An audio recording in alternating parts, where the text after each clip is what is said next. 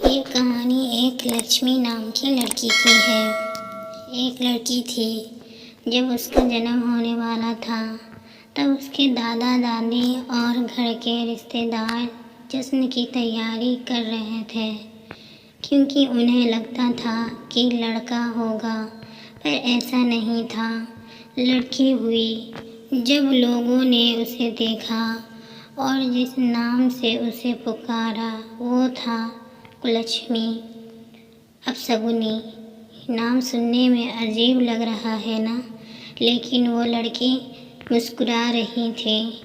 अपना नया नाम सुनकर सोच रही थी कि किसी जन्नत में आ गई हूँ मैं, लेकिन लोग मुझे छू भी नहीं रहे हैं।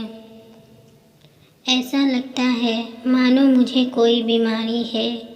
जो जश्न मनाने आए थे वो भी चले गए। मुझे लोग मारना चाह रहे थे। सोच रहे थे लड़की हूँ और बदनामी के सिवा दे भी क्या सकती हूँ। केवल एक इंसान जो मेरा पूरा साथ दे रहा था वो थी मेरी माँ, जिसने मुझे दुनिया की नज़रों से बहुत दूर भेज दिया। दुनिया की नज़रों में तो मैं मर चुकी थी, लेकिन मैं तो अनाथालय में थी। मेरा भरा पूरा परिवार था, लेकिन फिर भी मैं अनाथालय में थी। कितना अजीब है ना। ऐसा कोई दिन नहीं जाता था जब मेरी माँ मुझसे मिलने ना आती हो और मुझे दूध ना पिलाती हो। मेरी पूरी देख रेख करती थी। मेरी माँ और परिवार वालों से झूठ बोलती थी कि मैं अपने सहेली से मिलने जा रही हूँ। हर रोज़ माँ नए बहाने बनाती थी। एक दिन मुझे तेज़ बुखार हो गया और उस दिन माँ पूरे दिन मेरे साथ रही और मुझे सुलाकर ही वापस घर गई। पापा ने पूछा कि इतनी देर कैसे हो गई, तो वो बोली कि मेरी सहेली की तबीयत ख़राब थी और मैं उसकी मदद करा रही थी।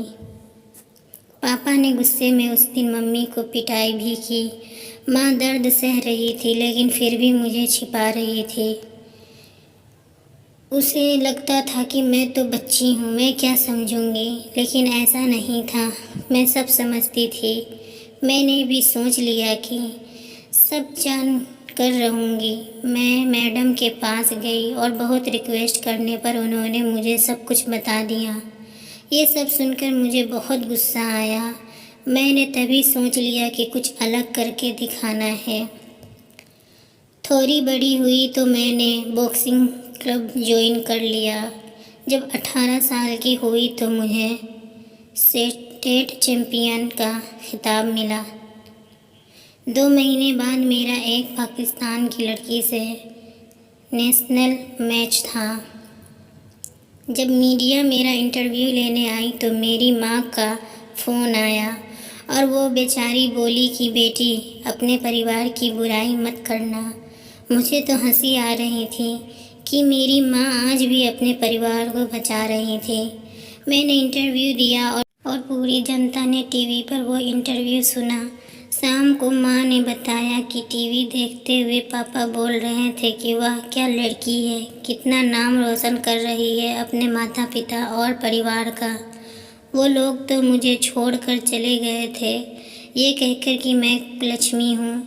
आज वो लोग मेरे से मिलना चाहते थे और मेरे साथ फ़ोटो खिंचाना चाहते थे, लेकिन आज भी वो मेरी पहचान से अनजान थे कि मैं कौन हूँ।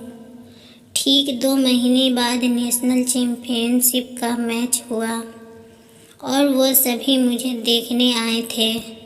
बहुत सारे लोग मैच देखने आए थे और सभी बोल रहे थे यू कैन डू इट, लेकिन मेरी नज़रें उस भीड़ में अपनी परिवार को तलाश कर रही थी।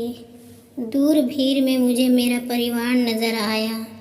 उनको देखते ही मेरे अंदर गुस्सा भर गया और सारा गुस्सा मैंने अपने सामने वाली खिलाड़ी पर निकाल दिया और वो नेशनल खिताब अपने नाम कर लिया।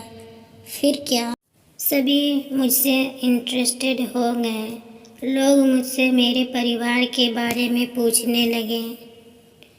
बहुत मजबूर होकर मैंने बताया कि मैं वो लड़की हूँ जिसे 20 साल पहले मार दिया गया था, जिसे सबसे पहला नाम लक्ष्मी दिया गया था।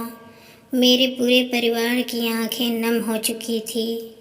तभी दूर भीड़ में से भागकर कोई मेरे पास आया और मुझे बेटी कहकर पुकारा।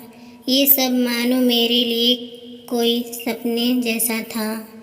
जो बचपन का प्यार मैंने खो दिया था, वो अचानक ही मुझे मिल गया और उसने मुझे गले लगाकर सभी से कहा, ये मेरी बेटी है जिसने मुझे पिता बनने का हक दिलाया।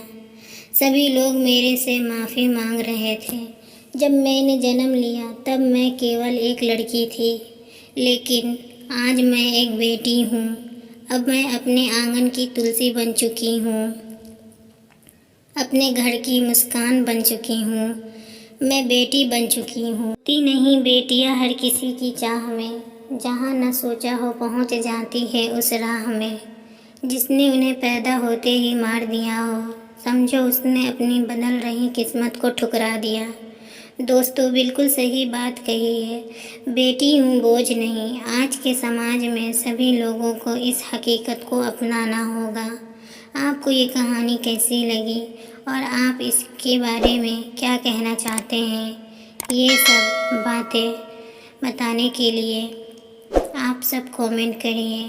चैनल को सब्सक्राइब कीजिए, लाइक कीजिए, शेयर कीजिए। Thanks for watching.